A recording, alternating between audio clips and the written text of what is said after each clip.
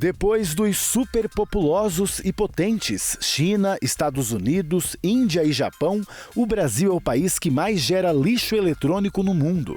Na última contagem de 2019, foram mais de 2 milhões de toneladas.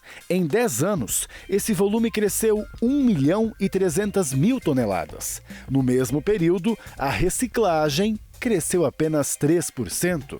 Apesar dessa situação, o setor também foi pioneiro em soluções para economizar energia com os produtos, além de outras tecnologias sustentáveis, que você vai conhecer agora, com o diretor de sustentabilidade da Electrolux, João Zeni. A gente não quer ter uma estratégia de sustentabilidade, a gente quer ter uma estratégia sustentável. São coisas diferentes. Eu ter uma estratégia de ter uma sustentabilidade do lado é uma coisa, e ter uma estratégia que incorpora é outra coisa. E a gente vê muito também a questão que a Luísa trouxe, a questão de reputação também, né? Acho que isso pode afetar a reputação das empresas, o rating, os investimentos hoje, os investidores olham isso também como risco, né? Então eles vão investir em empresa que tem uma atuação correta. E a gente vê muito isso também assim, não adianta você olhar isso como... não olhar agora como uma oportunidade, que você não olhar como oportunidade agora, você vai ver como risco no futuro, ou um risco de mercado, que o consumidor está cada vez mais atento, ou um risco regulatório, que a regulamentação está vindo fortíssima em cima disso. A gente vê tendências europeias principalmente vindo muito forte. Ou um risco de investimento, né? Os investidores também estão olhando cada vez mais. E ainda vamos analisar os erros e acertos do setor com a participação da Co-Head de ESG da XP, Luísa Aguiar. A agenda ESG está muito ligada à capacidade de novas tecnologias, de você conseguir aliar a inovação para poder, de fato, avançar com tecnologias que possam desenvolver, seja uma matriz energética mais limpa, ou seja, por exemplo, produtos de baixo carbono. Então, essa questão de, assim, quando acaba a vida útil do meu produto, né, do meu eletrodoméstico, o que eu faço com ele, ela é muito importante para evitar o descarte incorreto e que sim, né, que pode causar efeitos nocivos ao meio ambiente. Então, eu acho que é legal sempre acompanhar, quando a gente está falando sobre empresas desse setor, como que elas incentivam, né, o descarte correto e como também elas fazem a aproximação com as grandes varejistas. Esse é o momento do Foco ESG.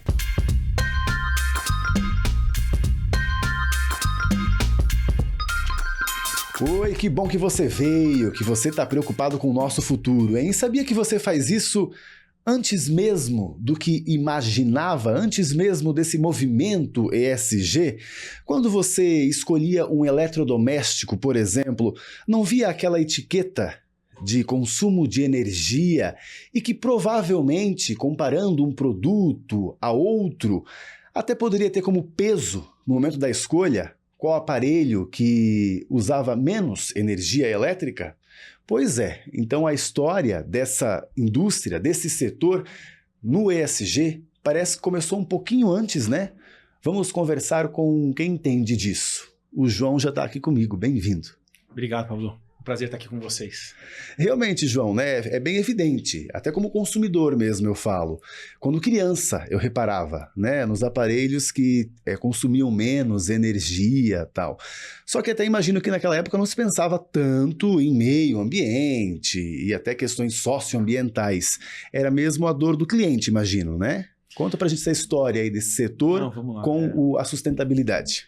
Vamos lá. Eu acho que tem um ponto que é interessante de comentar, que essas etiquetas de energia foram um dos primeiros atributos que foram trazidos para o consumidor poder também fazer uma escolha pensando não só na questão ambiental, mas também no bolso, né? Porque a gente pensa que consumir energia, consumir água, etc., isso também impacta no bolso, no dia a dia do consumidor. Então, isso virou uma coisa muito latente, muito importante para a indústria como um todo de eletrodomésticos, e a gente vem trazendo isso, e isso ajuda a gente também a pautar nossas melhorias, né, de inovação, etc., para reduzir o consumo de energia. E aí um ponto que é interessante, Pablo, que o impacto positivo e tudo mais dos nossos produtos vão muito além disso, né? E a gente já vem trabalhando isso também há muito tempo. Porque quando a gente fala de agregar qualidade de vida para as pessoas, fazer o teu alimento durar mais, fazer a sua roupa durar mais, né, com qualidade, quando a gente fala de lavadoras de roupas, por exemplo, tudo isso faz parte do nosso negócio. Então a gente vem trabalhando também muito fortemente nessa questão de inovação há muito tempo. A Electrolux, né, é o grupo que hoje eu faço parte do diretor de sustentabilidade. Ela é uma empresa centenária, de origem sueca, já tem mais de 100 anos globalmente, vai com toda a história das empresas que foram adquiridas aqui no Brasil também fazer quase 100 anos aí nos próximos anos aqui no Brasil. A gente já vem numa trajetória muito longa de desenvolvimento tecnológico, né? Então a gente tem aí hoje um leque de produtos que vão desde a parte de refrigeração e preparação de alimentos, até a questão que a gente chama de care, que é cuidado com a roupa, e a questão do well-being, que a gente fala que é aspiradores de pó, ar-condicionado, filtro purificadores de água. Então, um leque bastante variado que melhora muito a qualidade de vida das pessoas, né? Então, essa estratégia, ela passa desde um lado a gente conseguir reduzir o impacto negativo do produto, que seria o consumo de energia, o consumo de água, etc. Até, por outro lado, a gente fomentar e aumentar a geração de valor do nosso negócio, que é o impacto positivo, né? A gente teve uma campanha que a gente lançou há pouco tempo, que é a campanha o nosso mote da campanha é a roupa mais sustentável é a que você já tem, né? Não é só pensar na produção da roupa, etc., mas é que você já tem. Então, isso tudo a gente vem trazendo muito forte na nossa estratégia, né? Esse é um ponto muito legal da sustentabilidade mesmo, né? Que eu sempre reparei. Sempre quando a gente começa a conversar sobre, a gente vai descobrindo como ela vai entrando mesmo, né? Em várias portinhas, né? Vários pontos de um produto que seja como você está falando, né? E que também realmente eu não imaginava, não parei para pensar nisso ainda, né? Sim, que olha só, se eu tenho uma máquina de lavar que ela é menos agressiva com a minha roupa e vai deixar ela durar mais, eu posso comprar menos roupa. Sim. Então já é sustentabilidade. Mas vocês, inclusive, estão colocando isso em relatório e tudo mais, e isso agrega para vocês também? Vamos pensar no outro lado mesmo como empresa. Tudo bem, pensar como empresa. Não, eu acho que assim, a gente faz pesquisas com nossos consumidores constantes, porque a Electrolux, ela tem na sua estratégia, trabalha com sustentabilidade, né? Assim, é uma coisa que a gente tem na nossa estratégia global da Electrolux. O nosso propósito é transformar a vida para o melhor. E a gente entende que não tem como transformar a vida para o melhor se a gente não tiver uma evolução em toda a nossa cadeia.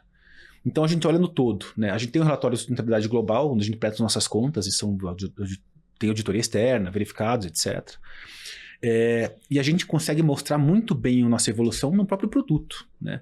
Os produtos que a gente coloca hoje no mercado são produtos que têm atestados na parte de eficiência energética, que tem mensurações externas, como você comentou agora há pouco, essas etiquetas que estão nas geladeiras, nas lavadoras e nos produtos que atestam isso, e a gente tem mensurações externas, tem auditorias.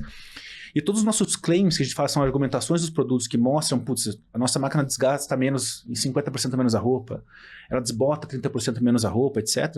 E tem dados ainda. Oi? 50% estraga menos, 30% desbota menos. Exatamente. Então, esses dados são hoje mensurados também e verificados por uma parte externa.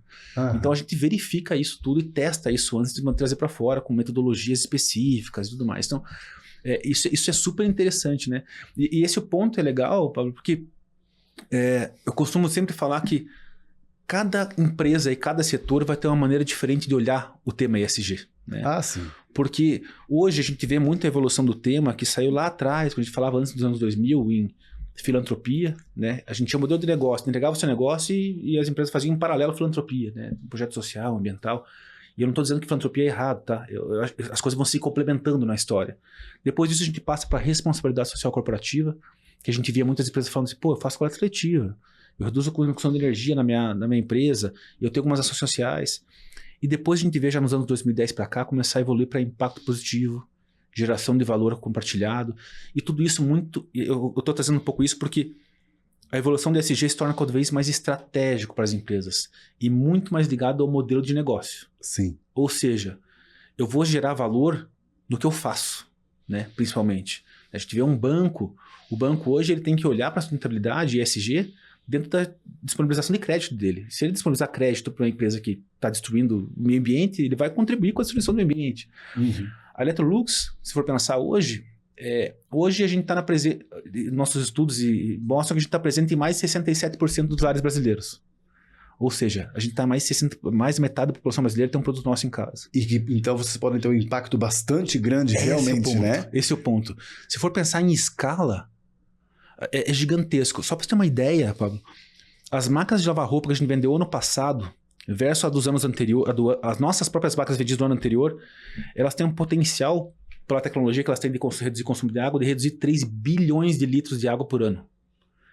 3 bilhões de litros é muito mais do que muita indústria inteira consome. E essa tecnologia, nessa escala que a gente está no Brasil todo, a gente entrega pelo nosso produto, né? Então, acho que a gente às vezes não olha o tamanho da escala do potencial que a gente pode gerar, né? Desse impacto que a gente pode gerar. Então, a gente trabalha muito nisso. E aí, hoje, nossas áreas de pesquisa e desenvolvimento trabalham incessantemente para conseguir entregar cada vez mais produtos que entreguem mais durabilidade dos alimentos, roupas, etc., com menos impacto de recursos, né? Então, essa é uma das linhas que a gente vem trabalhando muito forte. Mas, João, ainda antes que o ESG surgisse, também, e aí, lógico, né, legitimamente, existia o maior problema, imagino, desse setor, que era a questão de resíduos, né? Porque esses aparelhos, inclusive, têm vários tipos de plásticos, né? Sim. Uns que podem levar 1000 anos para se decompor, outros que podem levar 100 anos, né? Mas, querendo ou não, existem muitos cemitérios aí de geladeira, máquina de lavar, ar-condicionado, né? Quando é que isso começou a pesar para vocês? Não, vamos lá. Eu acho que tem um ponto importante que a gente não vê muito eletrodoméstico hoje na rua, em rio, etc. No Brasil em si, a gente já tem uma cadeia muito forte da parte de metal. Que hoje esses produtos eles já entram nessa cadeia. Claro, até faço um adendo que você vai gostar. Muito desse problema era da própria população, pouco consciente ainda, e que descartava, inclusive, até às vezes uma geladeira na rua ou num córrego perto de casa, né? Então, a gente tem já, então, assim, a gente vem trabalhando muito forte nisso. A gente é membro fundador da ABRE, que é a Associação Brasileira de Reciclagem Eletroeletrônica e Eletrodomésticos. A ABRE já existe há mais de 10 anos. E a gente vem agora aumentando bastante a questão de implementação de pontos de coleta e de ações para conseguir reciclar produtos, né? Então a gente faz isso através da ABRE, que é a associação. Eu sou conselheiro da ABRE também. E a Electrolux, ainda além disso, no ano passado lançou um programa pioneiro, que foi um programa que a gente chama de coleta e descarte consciente, que quem compra um produto no nosso site hoje, a gente oferece para produtos de grande porte, principalmente, porque a gente sabe que é difícil levar uma geladeira num ponto de coleta. Quando a gente entrega o produto novo, no mesmo momento, a mesma pessoa que entregou o novo leva embora o antigo para reciclagem. Então, no momento que gerou o problema para você ali, que você está com uma geladeira ou uma máquina de lavar em casa antiga, naquele momento que gerou, a gente pega esse produto antigo e leva para reciclagem. E é pago ou tem desconto? Hoje a gente tem um valor pago nesse serviço, porque a gente entendeu como Electrolux que a gente fez uma análise completa e a gente quer que seja um serviço que seja perene, que seja sustentável no longo prazo. A gente consiga manter esse serviço sempre para o nosso consumidor. E, obviamente, a gente vai estudar o máximo possível sempre para conseguir entregar isso com o menor custo possível e, se possível, em algum momento, dando desconto também para o consumidor. Mas a gente não quer fazer como uma campanha. Acho que quer fazer como uma coisa que seja estruturante e seja uma coisa que funcione no longo prazo. Essa é a nossa ideia. Que faça parte realmente de toda a dinâmica de vocês, Perfeito, né? Não precisa ser anunciado como, olha o que eu fiz. Né? Exatamente. É algo inerente do setor, né? Exatamente. Isso realmente é bastante importante e coerente com o ESG, né? E a Electrolux é uma empresa que nos últimos muitos anos aí foi muito sempre, a gente chama low profile, né? A gente fez muito e falou até pouco sobre o que a gente vem executando, né? Se for pensar que a gente tem uma empresa hoje que tem 100% de energia renovável nas nossas fábricas, ou seja, a gente fabrica refrigeradores, fogões, fornos, lavadoras com 100% de energia renovável. Todas as nossas fábricas hoje são zero aterro, ou seja, a gente manda hoje menos de 0,2% do que a gente tem de resíduos gerados nas fábricas para aterro sanitário. O resto é totalmente reciclado. A gente tem uma parcela de menos de 2% que é queimado, que é coprocessamento, né? Mas então assim, a gente tem hoje uma excelência de gestão com ISO 9000, 14000, 50001, etc.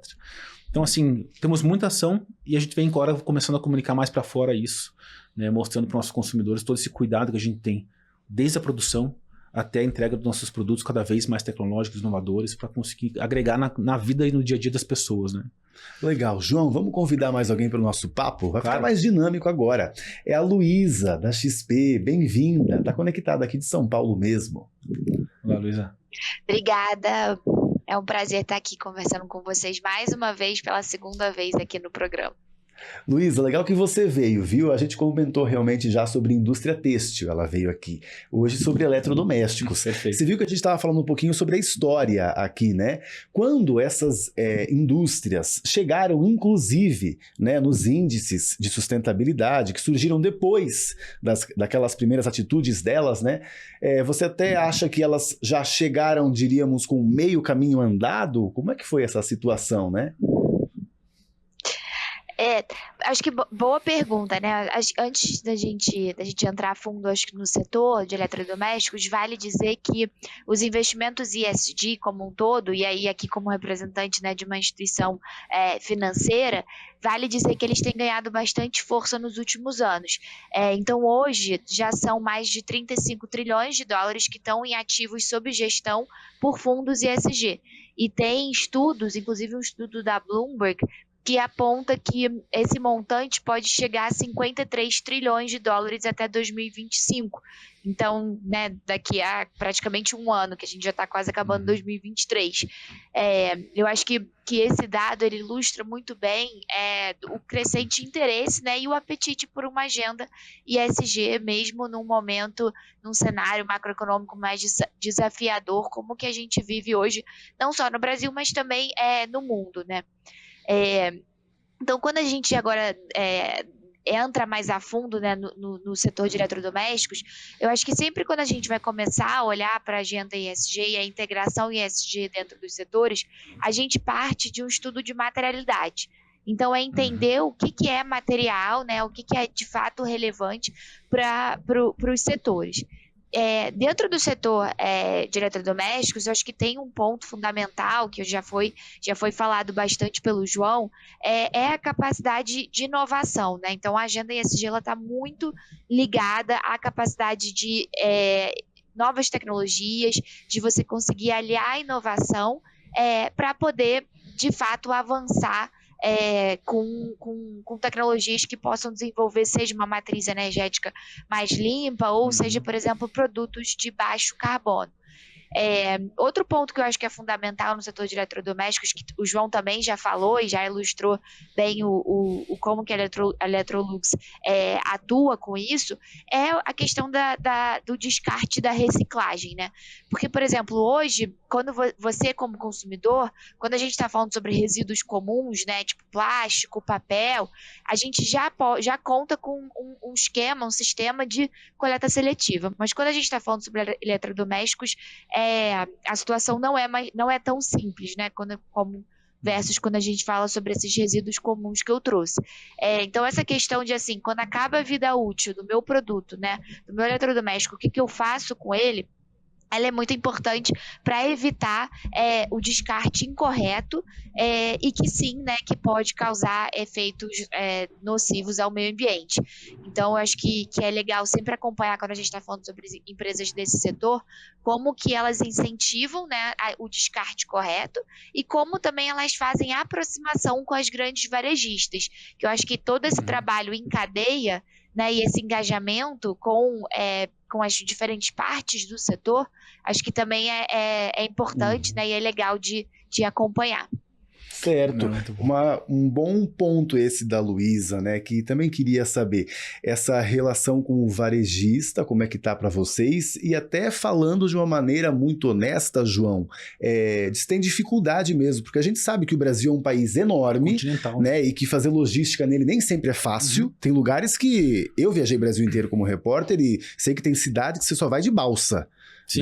Né? É normal, todo mundo sabe, né? No norte, por exemplo, até pior, né? Barco que leva 2 dias para chegar numa comunidade.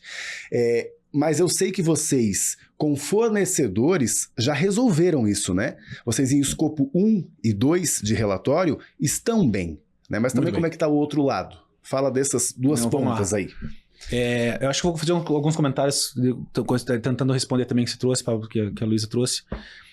Um dos pontos que a Luísa trouxe da questão de ratings e tudo mais, e eu acho legal comentar porque isso corrobora um pouquinho da nossa estratégia como ela está sendo construída, né? A Electrolux ela é líder global do Dow Jones Sustainability Index, que é um dos principais ratings que tem globais aí em relação à Bolsa de Valores, da parte de sustentabilidade. Durante 12 anos ela foi líder, perdeu por um ano e voltou a ser líder no ano passado da sua indústria, né? Então, a gente tem já uma estratégia bastante pautada e avaliada externamente. E só complementando um ponto que a Luísa trouxe também, que eu acho que é legal, e depois eu volto na questão dessa responsabilidade compartilhada aí, na questão do logística reversa e tudo mais, que na nossa visão como Electrolux, a gente tem 2 pontos. Um dos pontos a gente não quer ter uma estratégia de sustentabilidade, a gente quer ter uma estratégia sustentável. São coisas diferentes. Eu ter minha estratégia e ter uma sustentabilidade do lado é uma coisa, e ter uma estratégia que incorpora é outra coisa. E a gente vê muito também a questão que a Luísa trouxe, a questão de reputação também, né? Acho que isso pode afetar a reputação das empresas, o rating, os investimentos hoje, os investidores olham isso também como risco, né? Então, eles vão investir em empresa que tem uma atuação correta. E a gente vê muito isso também assim, não adianta você olhar isso como... não olhar agora como uma oportunidade, que se você não olhar como oportunidade agora, você vai ver como risco no futuro, ou um risco de mercado, que o consumidor está cada vez mais atento, ou um risco regulatório, que a regulamentação está vindo fortíssima em cima disso. A gente vê tendências europeias, principalmente, vindo muito forte. Ou um risco de investimento, né? Os investidores também estão olhando cada vez mais. E indo na linha da pergunta que você trouxe, Pablo, nessa linha também da parte de como que está toda essa questão de um país continental como o Brasil, as dificuldades, e é difícil mesmo, a gente buscou trazer para cá um modelo, entender também como que a Europa estava fazendo essa questão do logística reversa. E a gente viu que realmente tinha muita diferença, né? A questão os países na Europa, muitas vezes, têm uma dimensão territorial menor que São Paulo, né?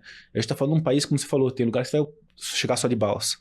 A nossa ação que eu comentei com você agora, que quem comprar no nosso site pode ser pego o produto, a gente hoje está disponível, ela está disponível em 85% do território brasileiro. Nas cidades, nos estados que ela está disponível e nas cidades menores possíveis a gente vai coletar o produto antigo.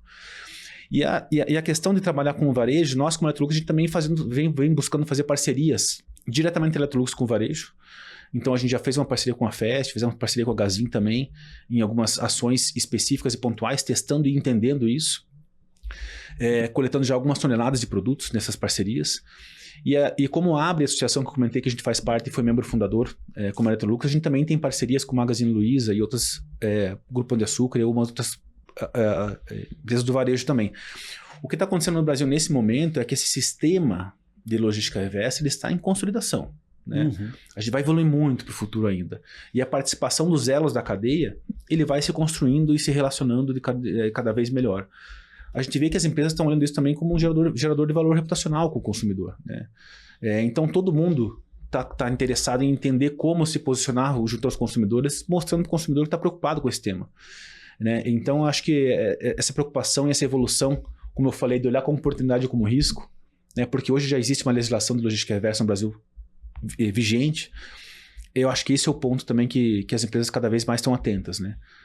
Se você não olhar isso como oportunidade, ou seja relacional, ou seja de relacionamento com o seu consumidor, ou seja até falar assim, putz, a Electrolux não olha só a logística reversa como uma despesa de coleta e reciclagem, a gente olha como uma criação de uma nova cadeia de matéria-prima. Eu tenho uma meta na Electrolux de colocar 50% de plástico reciclado nos meus produtos. Se eu não tivesse logística reversa, vai ser muito difícil eu ter acesso a 50% de plástico reciclado para colocar nos produtos de volta. Então a gente também vê isso como no futuro, a criação de uma nova fonte de matéria-prima. Né? E aí sim a gente está começando a conversar numa questão de transição, começa com uma transição para a economia circular que a gente fala, né? Usar menos matéria-prima, os conceitos de economia circular, né? Usar menos matéria-prima, depois que usou, usar por mais tempo possível, e depois que usou e jogou fora, usar novamente, né? Uhum. Então, vamos trazer um pouco isso nos nossos conceitos aí. A gente vem como Electrolux olhando o final da cadeia, mas também olhando quando a gente compra matéria-prima, colocar material reciclado, né? Certo. Lu, o que você tem percebido, né, também, numa comparação entre empresas no Brasil, também no mundo, né, como é que esse setor está em ESG, né? A gente já viu, inclusive, ele comentando que faz parte, para eles, de uma estratégia geral da empresa, né? A gente realmente vê que tem aí uma relação com o consumidor, até antes mesmo do ESG ter surgido, né? Agora essa questão dos resíduos que realmente passou a incomodar muito depois de um certo tempo, né? O que está faltando por agora? Até um toque, às vezes, para o setor. Eu acho que assim, no Brasil, a gente ainda está, comparado com alguns países, né, de economia desenvolvida, como, por exemplo, quando a gente compara o Brasil com os Estados Unidos ou com o bloco europeu, né, então com diversos países que compõem hoje a União Europeia, a gente vê que o Brasil está um pouco atrás em termos de progresso, né, na agenda ESG. O que isso significa? Né? Que, na verdade, a gente já começou a fazer a integração, né? As empresas aqui, principalmente as empresas de capital aberto, elas têm um nível, né, uma maturidade de integração em ESG, mas ainda está aquém quando a gente compara no relativo com alguns países do resto do mundo. E eu acho que, para trazer um dado que ilustra isso muito bem, no mercado financeiro existe um acordo chamado Princípios para o Investimento Responsável, que representa nada mais do que o compromisso dos investidores com investir, né, em negócios sustentáveis.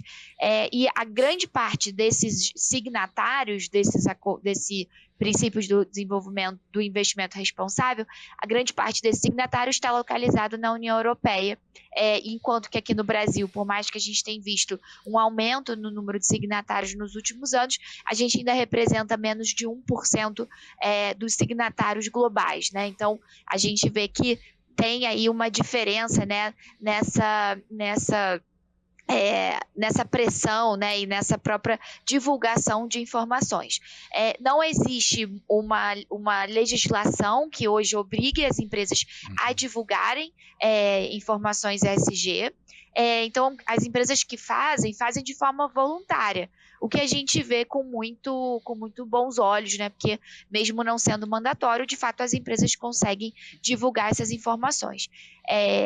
No Brasil, por exemplo, se até fazendo um pouco do paralelo à pergunta anterior que você fez sobre os índices, a B3 hoje ela tem um índice de sustentabilidade empresarial, que tem uma sigla que é conhecida por ISE, que é uma ferramenta, né, onde os investidores podem consultar as empresas que se posicionam bem quando a gente está falando de sustentabilidade. Esse índice não é um índice novo, ele foi criado em 2006 e ele é revisado e ele também é ampliado conforme essas revisões vão acontecendo pela nossa bolsa, pela Bolsa Brasileira, pela B3. E mais recente também, acho que vale dizer também que a B3 lançou o IDiversa, que é o índice focado em empresas que têm bom desempenho na esfera de diversidade e inclusão. Então, eu acho que isso mostra como que aqui no Brasil a gente está, de fato, tendo um progresso, né, quando a gente fala sobre a performance das empresas brasileiras nessa agenda ESG. Eu acho que assim, como você falou, fazendo um último comentário sobre a sua pergunta final, né, de quais seriam uma possível recomendação para as empresas, eu acho que a gente, como analista que olha para a performance das empresas nessa agenda, eu diria para sempre olhar para o filme. Né? Então, entender como que a Electrolux, né, outra empresa do setor eletrodoméstico, como que ela está melhorando os seus índices, né, ou as suas métricas, seus indicadores de sustentabilidade ao longo do tempo. Para a gente, importa muito mais que a empresa esteja avançando e progredindo, né? E evoluindo, do que de fato se ela está ainda no início, né, ou se ela ainda tem baixa maturidade na agenda.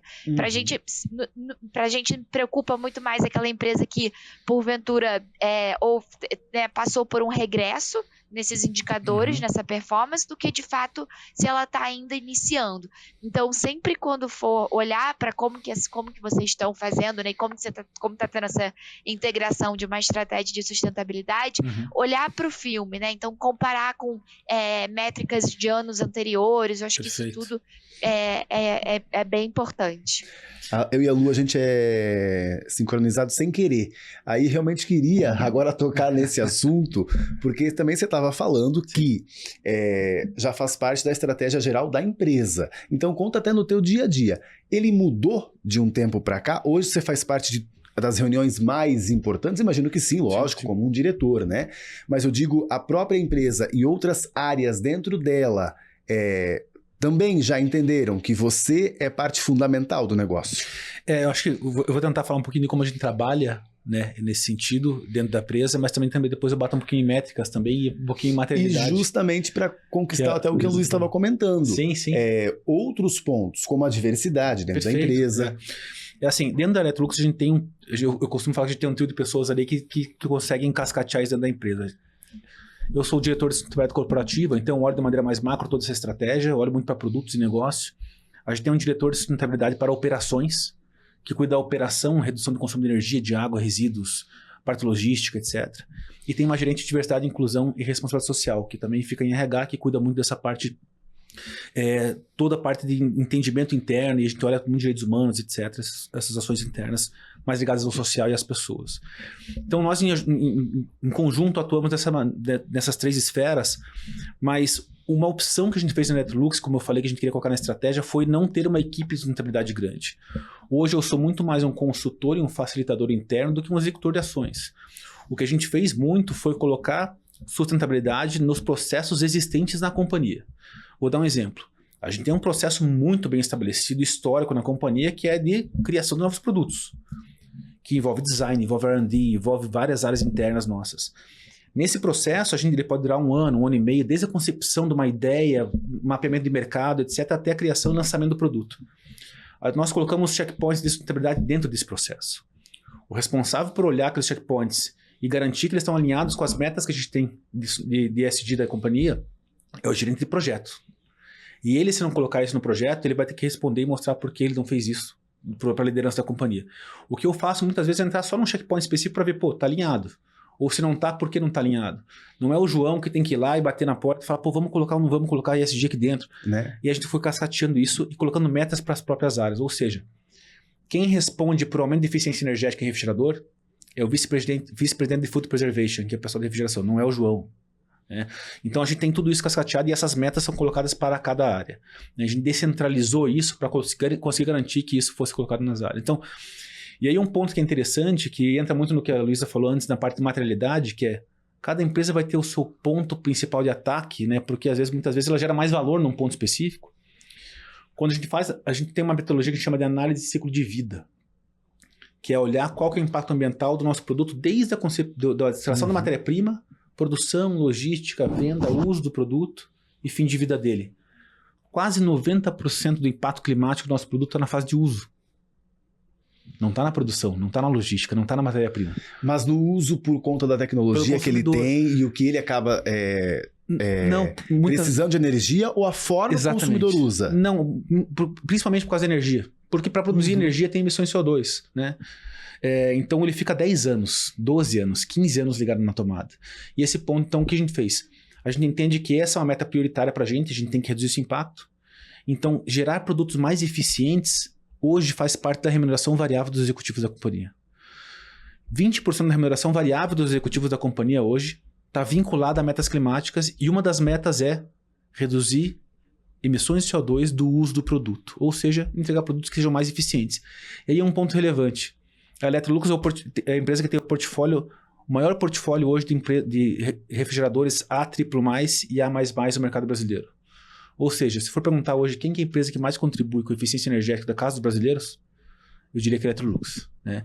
Então, eu acho que esses pontos, hoje a gente vai tentando descentralizar a governança, descentralizar a gestão, Hoje o João, ele é muito mais um cara que direciona a estratégia e controla indicadores para a gente tomar decisões, do que um executor de ações que quem executa são as próprias áreas dessas mais diversas iniciativas, né, e projetos. Então, é um pouco dessa maneira que a gente faz. E aí, pensando só rapidinho em indicadores, a gente também, Luísa, a gente também tem metas e indicadores, e Pablo, que são pautadas em base, que a gente chama de base na ciência, né? A gente tem metodologias, nossas metas climáticas, a gente hoje traçou elas conforme a metodologia dos Science Based Targets, que são uma metodologia internacional para balizar como que as empresas criam essa meta, né? Senão cada uma usa uma premissa, a gente não consegue comparar uma coisa com a outra. E a gente foi uma das primeiras empresas do mundo, a gente tem metas 2030 e 2050, a gente tinha metas parciais de redução até 2025. A gente foi uma das primeiras empresas do mundo a bater as metas parciais já em 2022. Né? Então a gente reduziu em 82% as emissões da nossa operação e já reduzimos em 25% as emissões do uso dos nossos produtos. Então a gente consegue mostrar, Luísa, acho que esse ponto de mostrar o avanço, a evolução, a gente mensura isso constantemente, a gente consegue, por metodologias e auditoria, que tem auditoria externa, mas comprovar essa evolução. Isso é muito legal, né? É muito interessante a gente ouvir, né, Luísa, de que uma empresa, ela alcançou antes a meta climática dela. Mas o que mais me deixou realmente intrigado foi a questão da remuneração, né, dos executivos atrelada a isso, né? Inclusive, isso é algo que será trazendo uma valorização mesmo em índice? Estou te perguntando isso já para a gente também fazer uma consideração final aí. Tá, perfeito. Essa é uma excelente prática que algumas empresas têm adotado, principalmente assim, de forma mais recente. E eu acho que é legal porque, no fundo, né, ESG, né, são os indicadores ambientais, sociais e de governança. E por mais que a gente, claro, faça um estudo de materialidade para entender qual dos 3 pilares é mais fundamental para aquele setor, para o contexto que aquela empresa atua, a gente não pode também dizer que, se ele tá se a empresa está indo muito bem no ambiental, ela não precisa olhar nem para o social nem para a governança, né? No fundo, tem que ter, por mais que um seja mais material, é preciso buscar também um certo equilíbrio consensual ali entre os 3 pilares. E o que a gente vê como muito positivo, por exemplo, de você atrelar a remuneração dos seus executivos, né, a remuneração variável dos seus executivos a metas, indicadores, sejam eles ambientais ou sociais, é que você consegue conciliar uma boa governança na sua empresa com metas, sejam elas ambientais ou sociais. E o incentivo, ele acaba sendo maior. Né? Não tem como dizer que quando você coloca isso para influenciar a sua remuneração, que isso não vai de fato ser algo que vai ser buscado com uma intensidade maior, né? Então, é de fato uma prática que a gente tem visto cada vez mais no mercado corporativo brasileiro, e que a gente tem visto, sim, ela trazendo bons resultados. Eu acho que tem um outro ponto que vale destacar também, que esse engajamento, né, da diretoria, né, das lideranças das empresas com a agenda ESG é muito importante para que a empresa cumpra com as metas que ela se propôs a cumprir. Então, quando a gente vê, de fato, que a liderança está comprada, né, com essa ideia, a chance da empresa cumprir, né, com o que foi estabelecido é muito maior. Outro ponto que a gente sempre vê é que, assim, muitas empresas, elas divulgam metas climáticas, muitas dessas metas são ambiciosas, mas que falta, de fato, entender qual vai ser o plano de ação para que essa meta seja cumprida a longo prazo. Então, é super positivo, né, a gente ver a Electrolux já cumprindo, né, já atingindo algumas dessas metas antes do tempo. E aí agora, depois que atingiu, tem que botar uma nova meta e uma meta mais ambiciosa olhando para frente. Legal. Não, e essa questão da remuneração variável realmente é muito bom porque você engaja, né? Porque provavelmente um executivo que vai perceber que a remuneração dele está atrelada a isso, ele vai querer entender sobre isso, né? Até para saber como ele pode ganhar mais, quem sabe. Com certeza, com certeza. Luísa, muito obrigado, viu, pela tua atenção aqui com a gente, pelo teu conhecimento compartilhado. Sucesso, até mais. Obrigado, Luísa. Obrigada, até mais.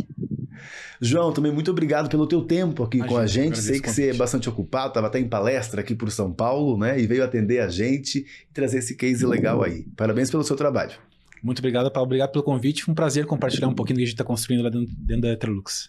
Que venham mais vezes, são muito bem-vindos, como eu já disse. E você também aí, muito obrigado pela sua companhia, pelo seu interesse, porque só assim a gente realmente vai fazer uma grande diferença no nosso planeta, né? E se você não quer perder mais nenhum conteúdo do Foco ESG, lá no YouTube, clique no sininho. Assim você vai ser avisado sobre o SBT News e suas novidades. E também siga a gente nas redes sociais, é só procurar pelo SBT News. A gente se vê aqui no SBT.